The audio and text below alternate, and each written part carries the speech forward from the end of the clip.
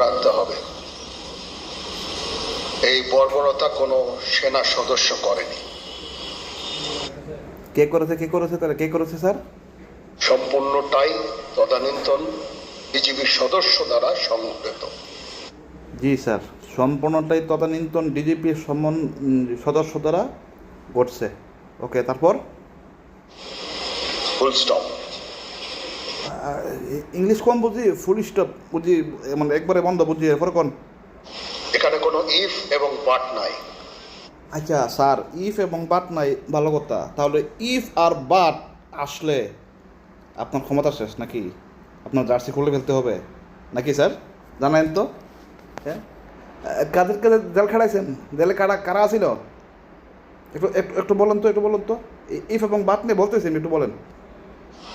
এখানে যদি ইফ এবং বাট আনেন, এই যে বিচারিক কার্যক্রম এতদিন ধরে, না, ভুল কথা, ভুল। ইফ এবং বাট আনলে আমি আমার জায়গা থেকে, দেশের জনগণ তার জায়গা থেকে বলবে 57 জন সেনা অফিসারকে ফিরিয়ে দেন, আর না হয় তাদের সাথে জড়িত কে ছিল অতি শীঘ্রই জড়িতের লিস্ট সংবাদ সম্মেলন করে বাংলার জনগণের সামনে তুলে ধরেন।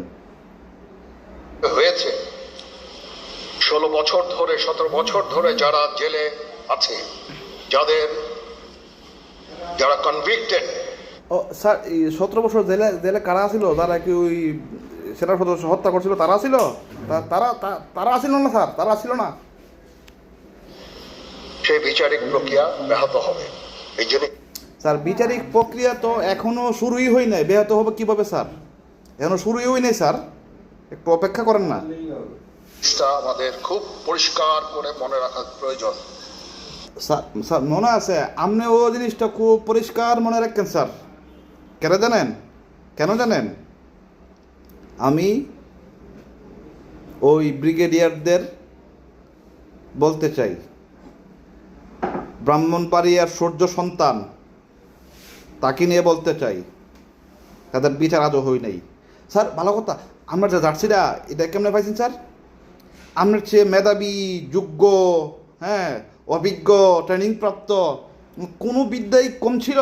যারা আপনার উপর লেভেলের ব্রিগেডিয়ার জেনারেল ছিল, তারা তো সেনাপ্রধান হইতে পারে নাই। তা আপনি কোন মনে বলে রয়েছেন? আবার আপনার হার্টের সমস্যা, তো একটা হার্টের সমস্যা নিয়ে যেই দেশের মধ্যে এত ঝামেলা, ওই দেশের একটা সেনাবাহিনীর সেনাপ্রধান কেমনে স্যার?